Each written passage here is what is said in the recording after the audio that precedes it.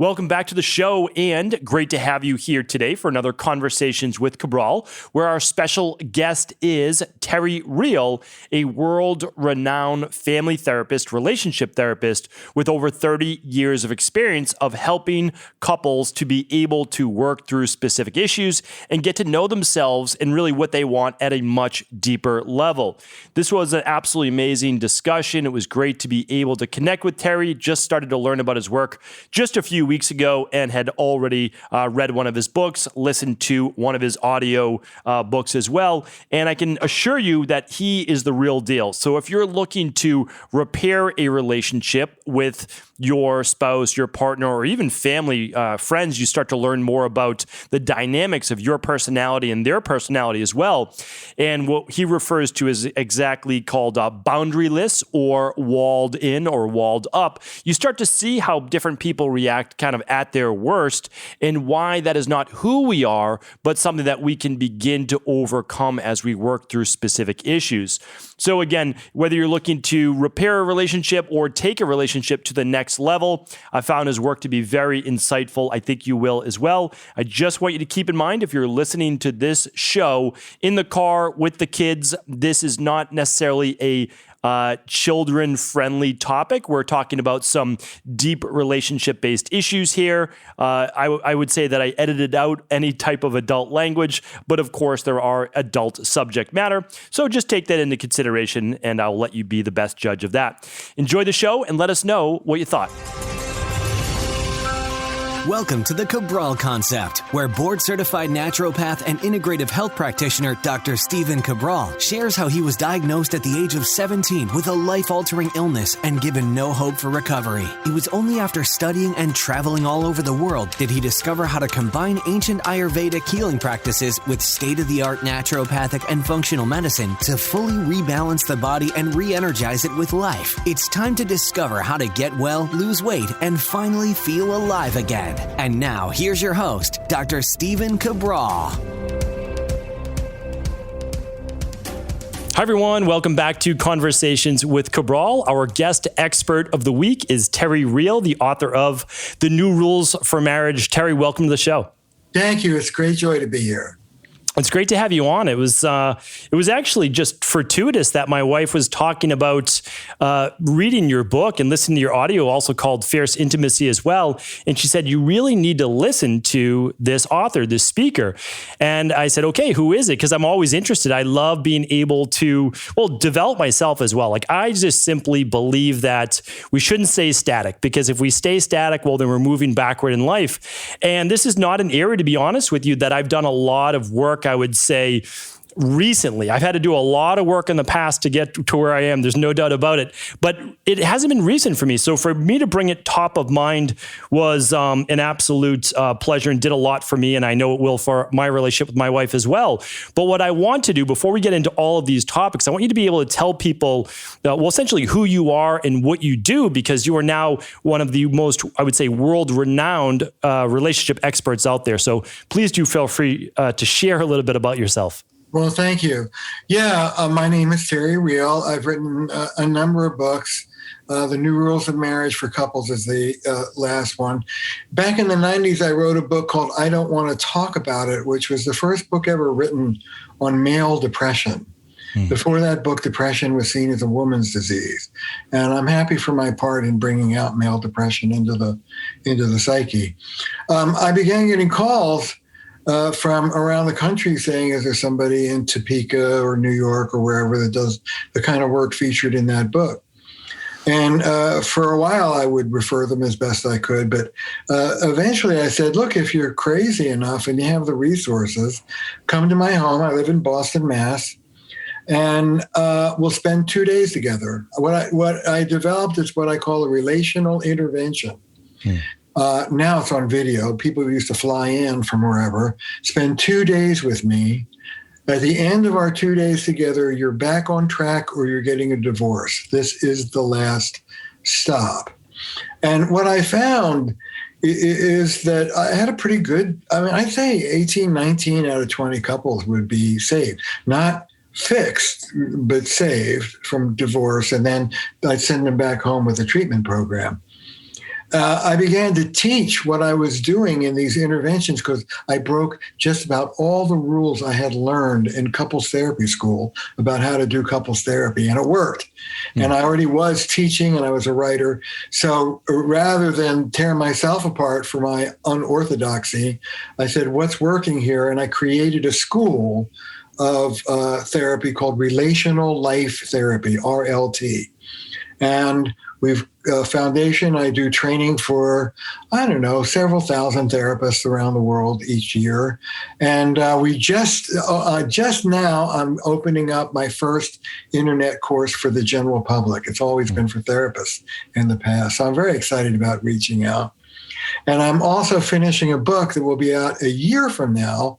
March 22nd is the pub date. The name of the book is called Us, How Moving Relationships Beyond You and Me Creates Love, Passion, and Understanding. And it's really about stop thinking of yourself as an individual and start thinking of your relationship as a team. It's the difference, for example, Stephen, between I need more sex in this relationship versus we deserve a healthier sex life. What should we do about it? So I'm really teaching the lay public how to think like a family therapist, how to think systemically. I talked about moving from ego to eco, how to think ecologically about the marriage or long-term relationship that is your own.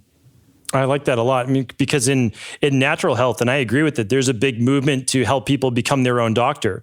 It's understanding how your body works so that you don't give over all of your power to your doctor, that you have some say in this as well, because I think empowerment is one of the big keys. I would love to know maybe just a couple of those rules that you broke, like what makes you different, because there's a lot of relationship therapists out there and counselors, but you obviously are doing something right. What's different? Yeah.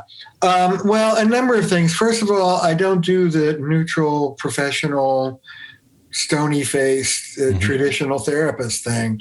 What relational life therapy is about is teaching men and women and non-binary people as well how to be relational, how to live a life that is connected to yourself, first of all, your own self-esteem, your love for yourself, to your wants and your needs and your feelings, how to be really in touch with who you are and have a good relationship with you.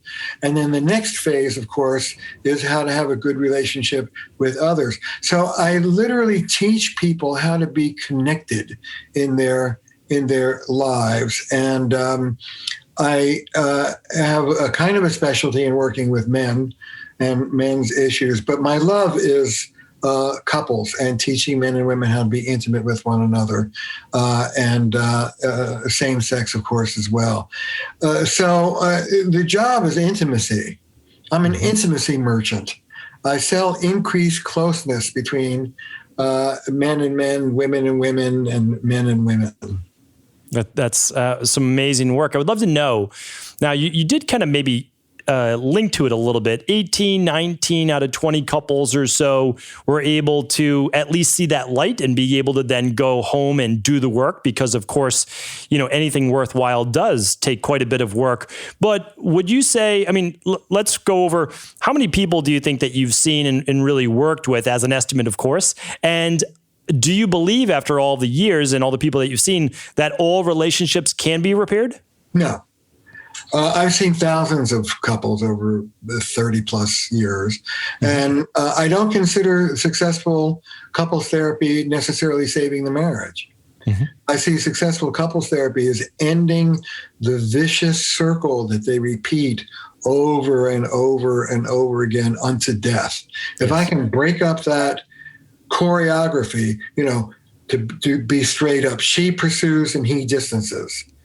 And I teach my students and general public to say the more, the more. That's the pattern. The more she pursues, the more he distances. The more he distances, the more she pursues. The more he overfunctions, the more of a wreck she is. The more of a mess she is, the more of a caretaker. See, these things loop. I want that loop, that negative loop, to break up.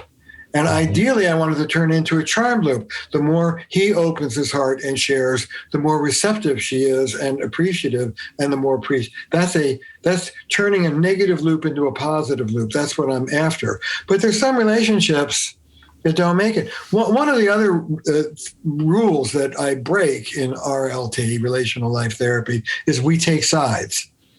Not all problems are 50-50. Some problems are 70-30. Some problems are 99-1. I had a gal, her husband was an untreated, unmedicated, bipolar, raging alcoholic. And I'm telling you, man, her quote unquote contribution to their misery, which she lived there. That was her big contribution, as far as I'm concerned. Not all. So we call it like we see it. We're quite capable of saying, hey, Mrs. Jones, you're a nut, and Mr. Jones, you're an even bigger nut, and here's why. Mm-hmm. So we're truth tellers. And most therapists are taught not to tell the truth to our clients. We're taught to be nice and nurturing above all. I can't tell you how many times I look at somebody and I go, okay, hey, look, I can be nice to you or I can save your marriage. Which would you prefer right now? Right. And then it's their choice. Right. So what I would say is there are a lot of people out there, though, who they're stuck in a cycle right now and they just simply can't break it, meaning that they each have dug in their heels and they're saying, well, this person's doing this and then the other person's doing this. And they're not really thinking, as you said, about the team, the unit, the relationship itself, and maybe how they used to get along 5 years ago, 10 years ago, and that it was kind of just a slow, gradual decline. Well, you do something that's, I think, really unique. And you begin to get people to understand what type of person they are based on their adaptive child, I believe is what you refer to it as. Some people say inner child, adaptive child. And then from that, you can realize that's your go-to. And your partner most likely has, well, it could be the same, but a different go-to. And that's what you're reacting to. Could you dig a little bit deeper in this? Yeah. There are three parts to our minds. There is the wounded child part, which tends to be very young. That's the part that people do trauma work with generally. A little 3, 4, 5 years old on the receiving end of the trauma. And just the wounded child part of it just wants to crawl up on somebody's lap and be held and cry for about 1,000 years. That's the very reactive, very young part of it. In the prefrontal cortex, the most mature part of the brain, is the wise adult part of us. The part of us that's here and now, that can be thoughtful, that can stop and use a skill, that can stop and take a breath rather than discharge. That's our wise adult brain over here. And in between these two is what I call the adaptive child part of you. That's the part of you that adapted to whatever the bent or craziness or unique qualities of your childhood growing up. People think that the adaptive child is a grown-up, but it's not. It's a kid in grown-up's clothing. And it tends to be black and white, unforgiving, perfectionistic, rigid, harsh, certain, as opposed to the wise adult, which has nuance, which understands human foibles, which is more of a mature part of us. Now, when we get triggered, I'm going to talk about what that word means in a minute, but when we get triggered, we lose the higher functioning of the brain and we move into the limbic system. We move into the emotional parts of the brain, and we're no longer here and now and thoughtful. We're reactive. It's knee-jerk response. I call it first consciousness, or whoosh, WHOOSH. Whoosh comes up from the... Now, I'm a fighter, and my wife is a fighter. We both come from violent families, actually. And her whoosh is anger, and my whoosh is anger back. And on a good day, if I came home and I was met with a lot of self-righteous indignation, my first instinct, my adaptive child automatic response is to fight back. I really want to bop her in the nose, but I like to say, being a feminist and an educated man, I would regale myself to verbal abuse. Okay, who the hell do you think you are? Now, on a good day, while all that stuff comes up, another voice comes into my head because I've learn to listen to it. And that voice says, stop, breathe, calm the hell down. Just because Belinda's having a bad day doesn't mean that you have to have a bad day. Be independent, have some boundaries. Now, what's useful? Honey, I'm sorry. Let's sit down and talk. That's the wise adult. And one of the first skills that I teach everybody is what we call relational mindfulness. When you're triggered, when you're in that first consciousness knee-jerk response, stop, take a breath, call a timeout, go for a walk around the block, go into the bathroom, splash some water on your face, do some breathing. Breathing is very good.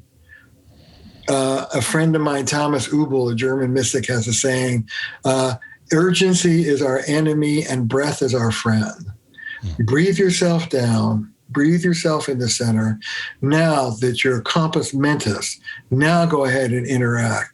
The first skill is shifting out of that triggered, immature part of the brain to a present, here and now, thoughtful part of the brain. It's only the wise adult part of us that will use relational skills. It's only the wise adult part of us that wants intimacy. The adaptive child part of us is not interested in intimacy, is interested in self-preservation down the line. I have a saying, you can be right or you can be married. What's more important to you? I asked the adaptive child part of you that. Right, more important down the line.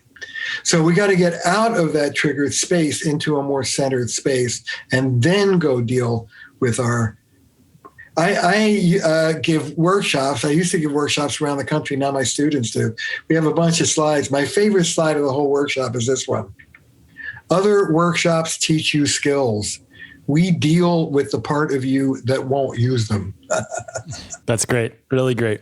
Yeah, and I would love to be able to go a little bit more, because there's essentially, I know that there's 4 parts to it, but there's 2 different sides. There's the boundaryless, which I think I probably relate more to.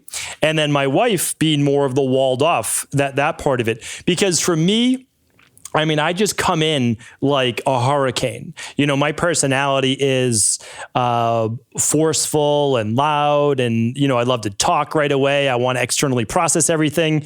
And for her, she wants time to think. She wants time alone. She wants to be able to process everything before we start having a conversation, which is also great, but it's so different from my personality that I immediately think something's wrong if she's not willing to talk about it, where that's not necessarily the case, right? And so talk just a little bit more about that, since it's obviously your work and I'm trying to paraphrase here. No, that's good. Well, what you're talking about is boundary profile. Yes. Your internal boundary, your psychological boundary is where it's like your skin. It's where you end and the world begins. And some people, health is in the middle. When you have a healthy boundary, it's supple, it's nuanced. So you're connected to the person, but you're self-protecting both at the same time. You're not just an open door. If you're boundaryless, you're too open, you're too porous. Somebody says, oh, you look kind of heavy, you go on a diet. Somebody says, your jokes aren't funny, you stop telling jokes. Et cetera. So you just take it in. Boundaryless is like being cold-blooded. It doesn't mean you're cold. Most boundaryless people are quite warm, actually. But it means you're the temperature of the rock that you're on. The stimulus determines how you... If you feel bad about me, I feel bad about me. There's nothing in between us. So that's being too open, too porous. Boundaryless people tend to be quite reactive. They get triggered very quickly and very easily. On the other side of the equation are people who live behind walls. And a wall is different than a boundary. If you're in a proper boundary, you're engaged in the conversation, you're sifting through it, you're saying, what am I going to take in and what am I going to keep out? That's what a boundary does. You say to me, Terry, it's been a great conversation. Yeah, I'll take that in. And you're a really boring presenter. I think that's Steven's stuff. I don't think that's what a boundary will do for you. You don't have one. Steven says you're a lousy presenter and I give up my career. What can I say? I go into a 3-day depression. Walled off is the other extreme. My kids used to say, talk to the hand because the face don't give a damn. That's walled off. I'm not listening to you at all. I'm totally self-protected, but I'm not connected. If you're boundaryless, you're connected, but you're not protected. If you're walled off, you're protected, but you're not connected. A supple boundary, which I can teach, maybe we'll even do a little exercise. A subtle boundary will leave you connected to the person and still able to take care of yourself at the same time. So it's very useful to know what boundary profile you tend toward. Not the adult part of you, but that adaptive child part of you when you're triggered. You go to boundaryless, you go to walled off. And if you go here and she goes there, what's the dynamic between you? Now, if you're boundaryless and your wife, may I play? And your wife is absolutely. Left to your own resources, the dynamic would be a pursuer-distancer dynamic. That's correct, yes. The more she withdraws, the more you pursue, the more you pursue, the more she withdraws. Now, you may have intervened on that, but that would be your default. That's, correct. So I always call myself a, recovering, I would say, boundaryless and up, because you go up and down as well in your book, or which I actually listened to, which was Fierce Intimacy. And I can't recommend enough everyone do the same. So you start to learn more about yourself and your partner. And then obviously then you can take your relationship to that next level. But I was like, oh yeah, that's me. I'm definitely the boundaryless and up if I'm not self-aware. And now I simply try to be more self-aware and to say, oh, okay, that's the pattern I'm falling back into. Because as you said, that is my adaptive child, because I would say I grew up more maybe a walled off household. So now I'm like revolting back towards that, saying, hey, look at me over here. I would say it a little bit differently. I would say if you, and you can pass or stop any of this, I guess, too personal, but I would say that you grew up in a walled-in family, and that, you see, when somebody hangs out in the boundaryless position, not always, but often the predictable wound that they're compensating for is emotional abandonment. If you had parents who were walled off and didn't attend to your emotional life as closely as they could have, and you're on your own, you grow up hungry, you grow up starving, and you want. And what's really interesting is the adaptive child is often the opposite of what the parent was. So your parents are walled off, you were abandoned, you're prone to feeling abandoned. If you have what we would call an anxious, insecure attachment style, and you would go after her. Her distance would read to you as worrisome. You'd be distressed by her distance, and you want to bridge it. Sure. Her wound, if you hang out on the walled-off side, tends to be more about, well, there are two ways. One is you can be walled off because you grew up in a family where everybody was walled off, and what's the problem? What is all this intimacy? Who cares about intimacy? That's one way to do it. The more prevalent way, though, is you're reacting to the opposite wound. If you, boundaryless Stephen, are reacting to being abandoned in some ways by your parents, your wife, I don't know, I've never laid eyes on her, but one might imagine, is reacting to the wound of intrusion. I don't know. She would be a caretaker, or there would be somebody that she had to deal with in a way. If she's that type 2 avoidant, or she's the type 1 avoidant where everybody grew up with walls. So what's the problem? Which one is it with her? So I can't speak for her, not on a public podcast for sure. But you're saying that there would be someone, like she would have to be caring for someone else during her childhood, is what you're saying? Yeah, so that's one possibility. The core wound when you're walled off tends to be what we call enmeshment, enmeshment. And enmeshment means that the energy, instead of going from the parent into the child, goes from the child into the parent. I see. So you have a volatile parent, or you have a controlling parent, or you have a parent that insists that you're a super performer, but you're complying to their wishes. And when you grow up, you're not interested in complying to people's wishes. You're interested in preserving your autonomy. That's the classic way that somebody operates behind walls.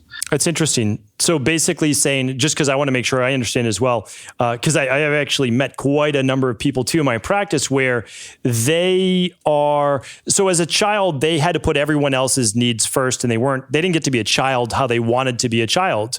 And so now as an adult, they want some of that autonomy that they were never able to have as a child. They want to be able to do something. Is that correct? That's exactly right. And Okay. Also, when you've been used as a child, and it could be look, here's what I say. You want to hear the most destructive phrase I can think of in the English language? Sure. Honey, you understand me better than your father. You understand me better than your father. Better than your father does. Huh. You're more understanding of me than your father is.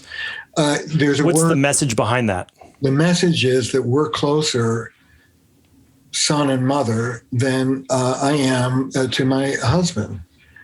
And it's a way in which the child is made to feel special. They're heroes, but they're being used.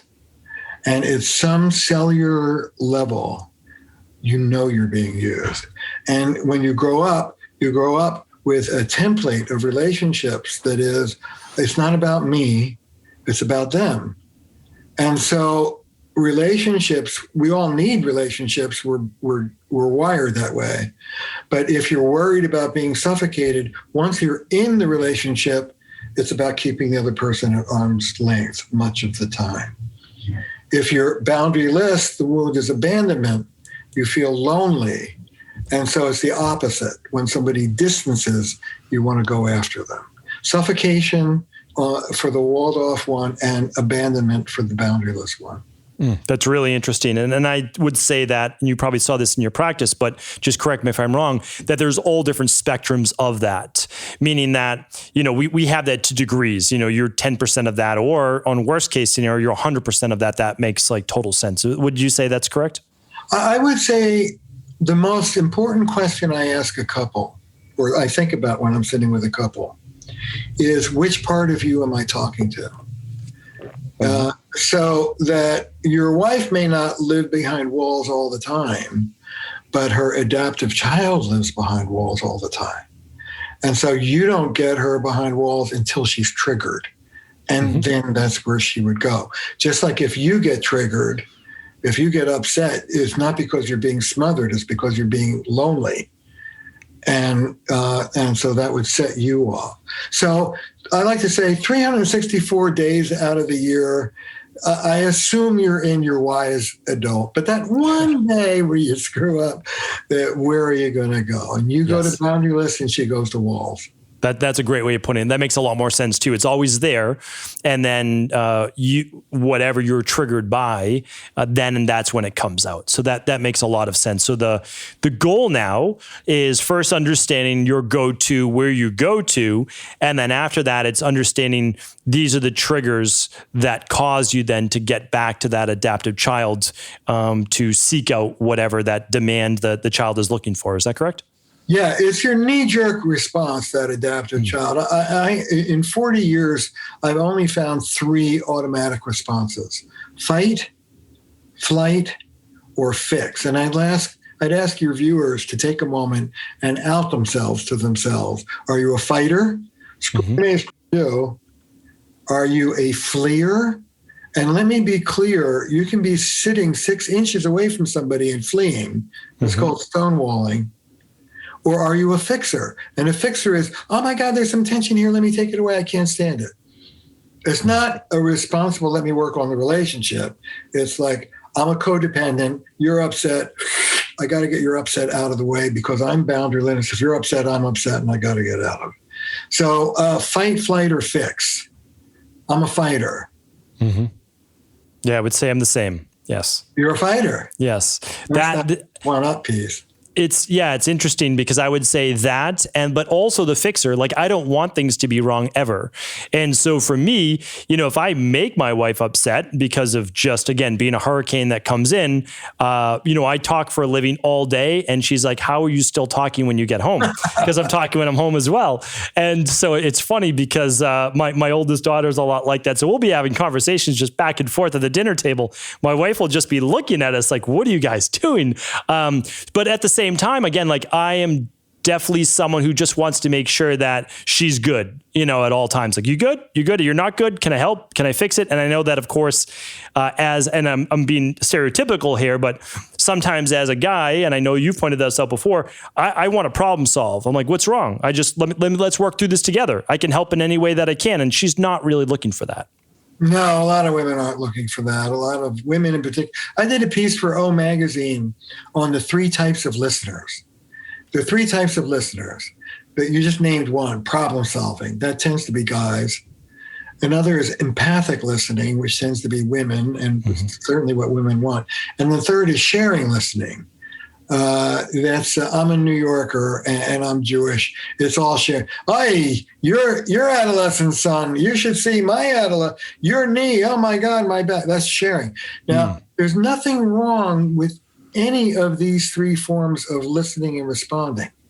What's wrong is that the speaker wants one kind of listener and the listener doesn't know that and is doing a different kind of listening. So she wants empathy. He says, well, have you tried this? Have you tried that? And she's ready to rip his head off. And I have to teach men in particular to stop referencing so-called objective reality. Well, that's valid. Well, that's not valid. Take a breath and instead be there with compassion to your partner's subjective experience. If your listeners get only this from the call, trade in this is valid and that's not valid. And well, you have to understand that aliens came from the sky, and drop all that and just surrender to empathy for your, hey, honey, that sounds shitty. I'm sorry. I can see how you would feel like that. And it doesn't cost you anything, but you have to yield.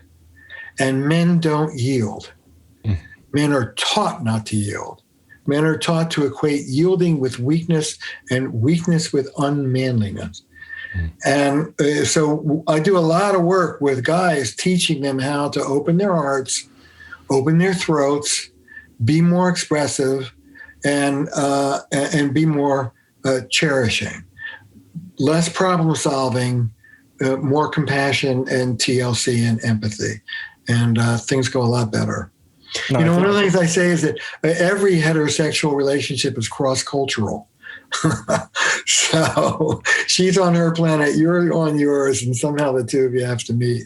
That's right. That's right, for sure. And one thing I do like that you mentioned before as well is it doesn't hurt to remind your partner what it is that you're looking for. And that just, because the person's in their own adaptive trial or on their own planet, like you just said.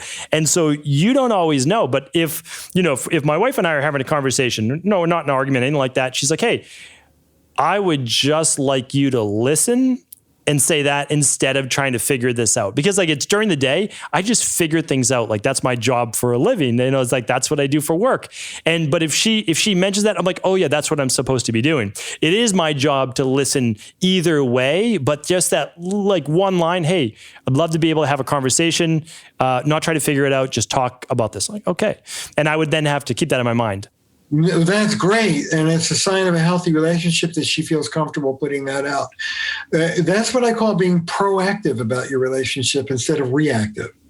What most of us are taught to do in this culture is nothing. We're passive. We get what we get, and then we complain about it. That's the worst behavioral modification program I've ever heard of. I want people to be less reactive on the back end and more emboldened in the front end. Ask for what you want. Help your partner out. This is what I call helping them win. Help empower your partner to come through for you because you want them to come through for you. It's good for everybody. Well, I like that you said too, it's very difficult. You should not get mad at your partner if you have not told them what it is that you're looking for. Because a lot of times they have no idea like what they did wrong or what they're looking for. You just say like, well, how can I make things better? Because if you don't let me know, I'm not sure how to do that. That not always, there's never a guarantee, but often that is a golden question. If your partner is upset or triggered about anything, particularly you, but anything, you just look them in the eye, be gentle, not harsh, and say, is there something I could say or do right now that would help you feel better, honey? I'm sorry you feel bad. And when they tell you, if it's not jumping off the Brooklyn Bridge, give it to them. This is what I call, and I teach men this across the board, learning to be a generous gentleman. That's what I want guys to be. Your partner wakes you up at 11:30 at night because she's worried about little Timmy. Your adaptive child, first automatic response, what the hell? You say, take a breath and say to yourself, what would a generous gentleman do right now? And I'm particularly interested in being an emotionally generous gentleman. Okay, let's talk for 10 minutes about Timmy. We'll talk more about it in the morning. It won't kill you. I'll tell you advice. Yeah. I'll tell you a story. So my kids are in their 30s now, but when they were little, my wife, Belinda, is a full-time private practice, just like I do. She's a family therapist. But she would wake up with the kids when they were little babies. And I remember it was about the third night in a row that one of our kids started crying. And I get that boom, boom, boom, boom, boom, go feed the kid. And I'm like, Belinda, the Harvard Couples Conference is tomorrow morning. I'm going to be speaking in front of 1,000 people. I just can't. You got to do it. And my wife said something to me that changed my life. You want to hear what she said? Yeah, absolutely. She said, give the lecture tired. That's great. That's really great. That's what I call being a family man. Yes. And I teach people how to be family men and women. You stretch, you give. You move outside of your comfort zone, it's good for you. Well, and it's you putting your relationship first. It's not just you or, any one person. I think that, it is starting to, again, look at the overall relationship. So I think that's great advice. One other thing that I really want people to know about this as well is the core negative image, I believe is what you call it. And it's essentially, you said 2 or 3 adjectives as your go-to thought process for the other person. And it's not a good thing. Could you explain a little bit more about that? Yeah, I'd be happy to. Your core, family therapists have a saying that couples have the same fight for 40 years. And the reason why you have the same fight for 40 years is because you're not having it. Your adaptive child is having it for you. So when you're a core negative, the great thing about your negative imagery about your partner is that it tends to be consistent. It's not like the virus that mutates all over the place. You think the same stupid thing about them now that you did 20 years ago. Your CNI, core negative image, is who you see your partner as being when you see them as being impossible. Oh my, I call it looking through the wrong end of the telescope. Oh my God, I can't believe what a blankety blank. I'm hooked. What a dreadful mistake. Good. The way you're seeing her right now, that's your core negative image. And it will be the same way you see her as impossible 40 years from now. It's not going to change. Mm-hmm. Now, what a core negative image is an exaggerated version of you at your worst. Let me say that again. It's an exaggerated version of you at your worst. It's not you at your best. It's not you at baseline. It's not even an accurate description of you. It's a kind of a purple journal, very flowery, exaggerated version. Having said that, it is nevertheless, unless if somebody is really extreme, there are a few extreme exceptions, but rare. With rare exception, your partner's core negative image of you is, drumroll please, true. My wife's core negative image of me is it's five words: a selfish, immature, charming, narcissistic boy.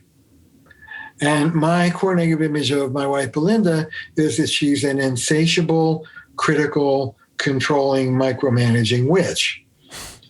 Now, I don't mind outing us because this is not a rare heterosexual pairing, the boy with the witch. So I leave the milk out of the refrigerator, right, when the kids are little. And Belinda comes steaming down the stair. And she's like, I can't believe it. I talked to you about being a better role model for the kids. You said you don't clean up after the blah, blah, blah, blah, blah, blah, blah. On a good day, I can look at her and I could go, she's not talking to me right now.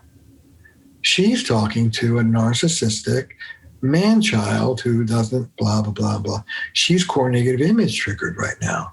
Okay, maybe I don't have to take it so personally. But before I started working on it, if she came at me with that, your partner's core negative image of you, well, guess what? This is what makes it so intriguing. Trigger your core negative image of her. And so now it's CNI meets CNI, and it's like blah, blah, blah, blah, blah, blah, blah. It's like Belinda says, you left the milk out of the refrigerator, blah, blah, blah, blah, blah, blah, blah. And I go, oh, God, there you go, making all this stuff. It's a carton of milk. I'll get another. You don't have to be, oh, there you go, not being accountable. I knew you were an irresponsible child. Oh, there you go, being overly, and our CNIs just get reinforced over and over and over again. You want to know the way out? Yes, absolutely. It's exactly like those Chinese finger puzzles. The more you pull against your partner's CNI, argue with them, the tighter it's going to get. If you lean into it and accept the germ of truth in it, boom, people get disarmed. Belinda, you're right. I can be irresponsible. It was irresponsible to leave that milk out. I'm going to do the best I can do. Here's the trick. Once you know your partner's CNI of you, and they know yours, which you have to do that very gently, that exercise. Once they know and you have operating instructions. Belinda sees me as an immature, charming man-child. Okay?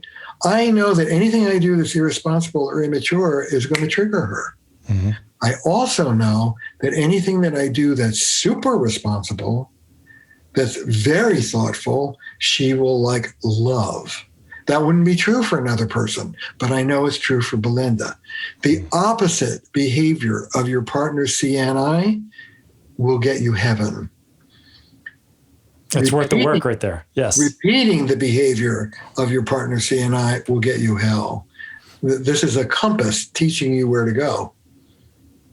That's great. And I love, you give an example, which holds true for me for sure, is just showing up 10, 15, 20 minutes later than you said you were going to be. So for me, I lose track of time sometimes, end of day. I try to get home at a certain time because dinner will be ready. And of course, I want to make sure that I'm not holding up the whole family. But there will be times where I'm 15, 20 minutes late. And now, okay, I didn't give any notice that I was going to be later. So the one thing now that I try to do is let my wife know earlier if I'm going to be late. And it's just basically saying, but at the same time, she even just assumes well, that still might not even be hold the case, because for me, I am, I guess, in some way, if I go back to it, putting my work or what I'm doing above hers and the rest of the family. So it's a different way for me to look at it and trying to be more responsible in that way as well. Listen, your relationship is your biosphere. This is what I'm writing about in my new book. The mistake of individualism, the mistake of patriarchy, is that we're outside of nature and we're above it, dominating it like God. Both of those things are delusions. We're not apart from nature, and we certainly aren't in control of nature. We are inside nature. We're one part of our environment. Your relationship, your marriage, your family is like your biosphere. You breathe it.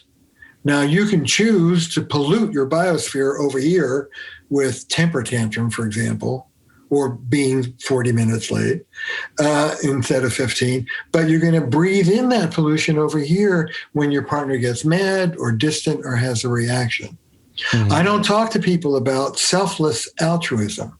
I talk to people about enlightened self-interest. Happy wife, happy life. It's in my interest to keep this biosphere moving nicely because I'm inside of it. Like somebody said to me once, why should I work so hard to please my wife? You know what I said? Because you live with her. Hello.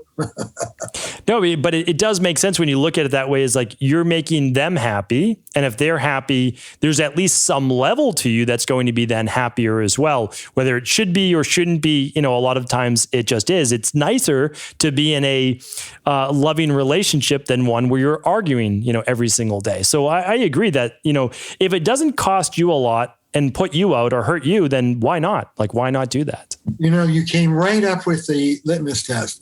What is this going to cost me? Right? Your wife wakes you up at 11:30 with a worry about a kid. You got a big podcast the next morning. What will 10 minutes of listening to her cost you? Now, if your wife wants one kid to go to this school and you definitely want them to go to that school, then giving in will really cost you something. Maybe it's worth the fight. Have it.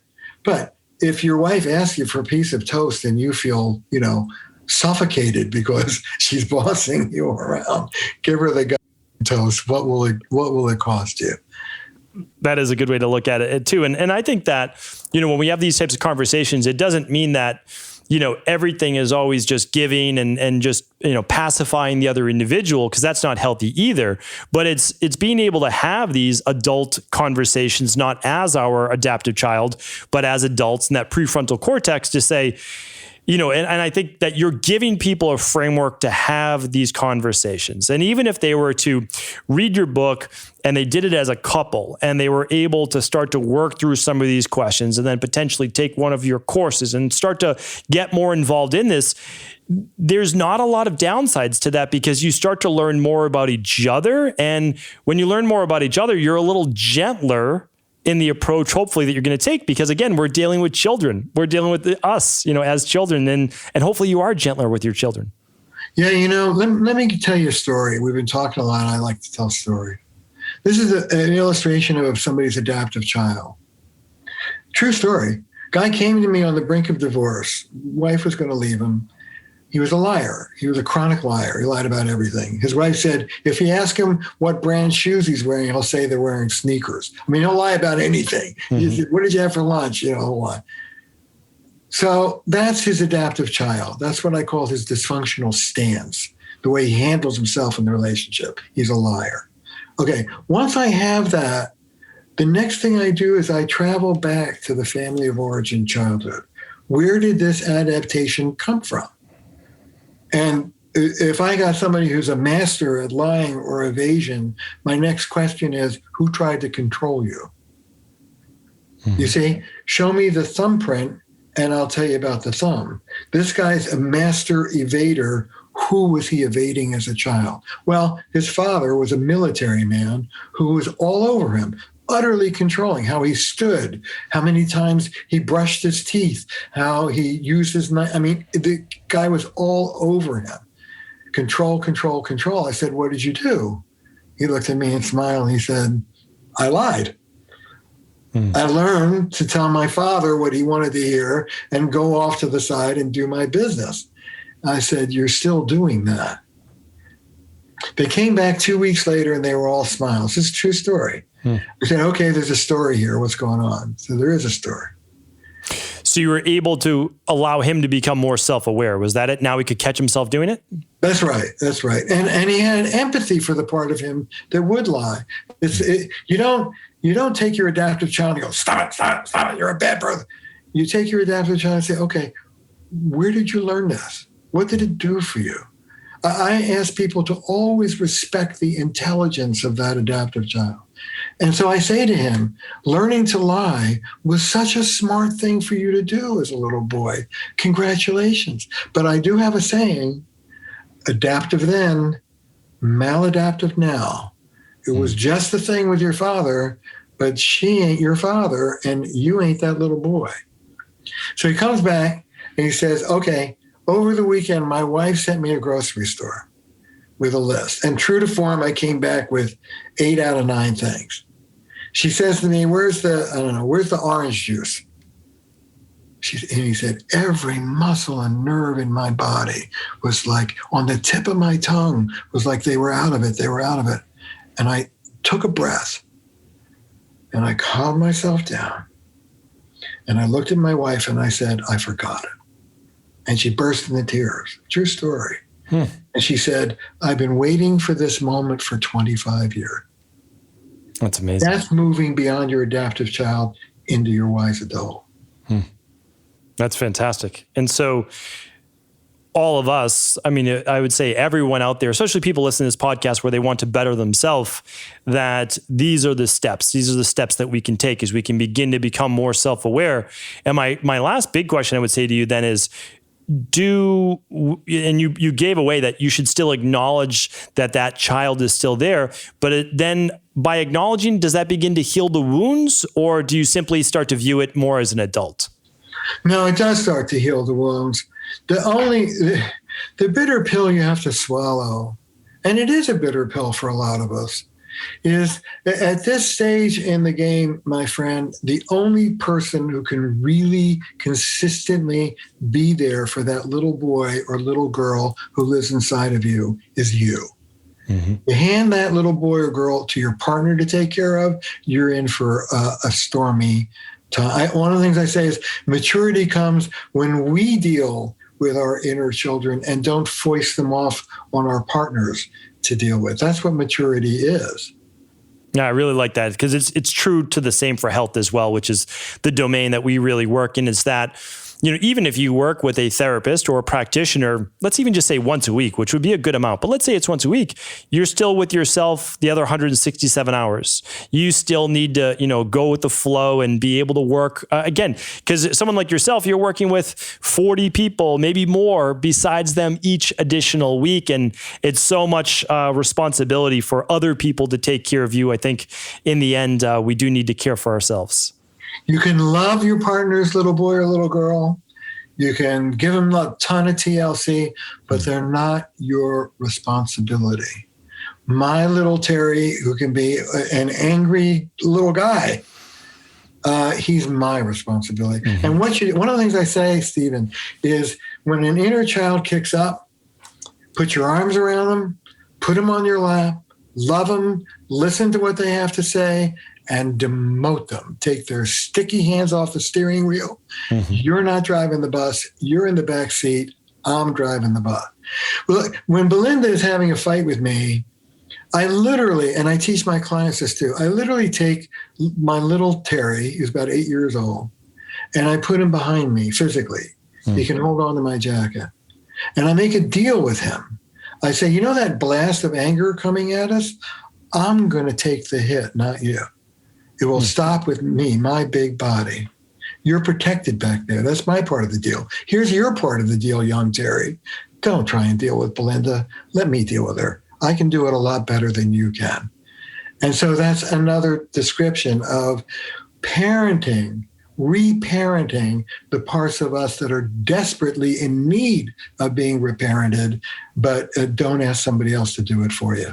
I really like that because I've looked into, kind of learned about neurolinguistic programming more from I would say PTSD and different standpoints like that, just to have a reference, because I'm certainly not a NLP practitioner, but everything is about imagery. So if you could imagine that little Terry, or we'll say little Steve, and putting them behind you, then again, you're then the protector. You're there to help out, and also you're the one in charge. And it goes, I don't know if you've ever heard this quote before, but since we're exchanging quotes here, there's a great one by Jim Rohn that says, I'll take care of me for you if you'll take care of you for me. And so our responsibility is us. It's like, hey, well, like I can't ask my wife to, help my adaptive child. I need to be the one to help with that and serve that. So, and by doing that, then I'm actually serving her, which is quite nice, I think, as well. You're serving the relationship. Yes, exactly. You're serving the biosphere. I ask people to not think in terms of win, lose, I give to her, she gets, I don't. You don't make sacrifices to your partner. You make sacrifices to the marriage because the marriage will sustain you, and it's in your interest to do that. There is no win-lose. When you're in win-lose land, you're in your adaptive child. I like that as well. That's really great. So we could go back and forth with so many great details here today. I would love for people to go more in depth. We gave people about an hour of content today to really start to open their eyes about how they can take their relationship to that next level. I wouldn't say even just repair. Yes, repair, but also no matter how good your relationship is, I think it could probably get better. And so let everyone know. I mean, again, I really loved listening to Fierce Intimacy, which is on Audible. We'll link that up for sure today. The New Rules of Marriage as well to follow along in the paperback book edition. Tell our listeners as well how they can learn more. Well, go to my website is my first suggestion. Is to just type in my name, Terry, Terry, Real, Real, just like you think it is, Terry Real. That'll take you to my website. You can download Fierce Intimacy from the website. And in just a few weeks, you'll be getting notices about an online course for you, for the general public, on exactly the skills we're talking about. Not just the theory, but really getting to the nuts and bolts of how you speak, how you listen, how you respond, how you cherish, what to do when your partner's being a jerk and you're not, and how to sustain your practice, whether the relationship is going where you want or not, how for you to be okay in the midst of that. Those are the skills that we'll be covering in the course. That's fantastic. And so it will also work for people that their partner's not interested at this time in working on themselves or their relationship, but if they do the work themselves, they could get a lot of benefit as well. Is that correct? They can, and they can shift the relationship often. And also we're inviting singles as well. Individuals can look, relationship skills are relationship skills, whether it's your boss or your brother or your kid or your dog, it's the same skill. So whether you come as a couple or you come as an individual, you'll learn a lot, I promise. That's fantastic. One question I always like to ask towards the end of the show is, what is the biggest mistake you would say? Like, what's the one thing that you want people to know that they typically do wrong? They say, okay, I know what Terry's talking about. I'm going to get started. I'll do this. Ultimately, why do they end up back seeing you? Where do they go wrong? If I have one thing to say, I would say this: keep it positive. People do not respond well to criticism. Every criticism has in the center of it an ask, a request. If I don't like this, ask yourself, well, then what would be better? What would I like? The complaint comes to us. We're negatively biased in our brains. The complaint will come first. So do a little discipline, get into that wise adult and say, well, okay, enough about what I don't want. What would I like? I talk about moving from a negative past focus, you did that wrong, to a positive future focus. And it's as concrete as this. The shift from, I don't like how you're talking to me, becomes, hey, I want to hear what you have to say. Could you tone it down so I could really listen?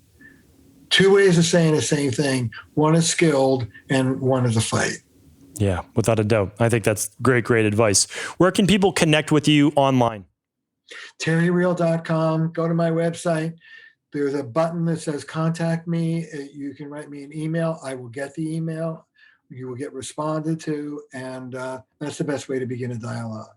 So come to the course. Come to the course. It'll be fun. For sure. We're going to link that up today on the show notes page. We'll link up previous books. We'll link up your Audible book as well, your website. And I have no doubt that our community will want to learn more. So, Terry, thank you so much for being on the show here today. Oh, it was really nice being interviewed by you. I have to say, you did your homework. I really feel quite seen. So thank you and congratulations. You're doing great work on this show. I appreciate it. Thanks. Take care. Bye-bye. Thank you so much for just tuning into the show. And before you go, I can't wait to share with you a brand new debut over at Equilife. We have just come out with our single serving daily nutritional support packets. This is the same daily nutritional support powder, just made that much easier in single serve packets. This allows you to get all of your vitamins, your minerals, your electrolytes, your 15 grams of hypoallergenic vegan-based protein powder, your daily detox factors, and so much more. It is a true all-in-one functional medicine-based formula, and it is the perfect way to start your day. That's why we have so many people, thousands upon thousands of people inside of our global health community using it as part of their daily foundational protocol every single day. You're getting that pure chocolate flavor or pure vanilla, and it of course is non-GMO. So you can now get that in single-serve packets, which means that let's say that you're leaving for the weekend, you're traveling, whatever it might be. These are easy on-the-go packets. You can put them in your gym bag. You can use them on the detox while at work, whatever works for you. So you can get now over at equa.life a 14-serving box. That is the same amount of servings in one of your daily nutritional support jars. Same exact amount of servings. And you can get that right now at 10% off during the debut. Head on over to equi.life for 10% off the new single-serving daily nutritional support shake packets. Take care, everyone.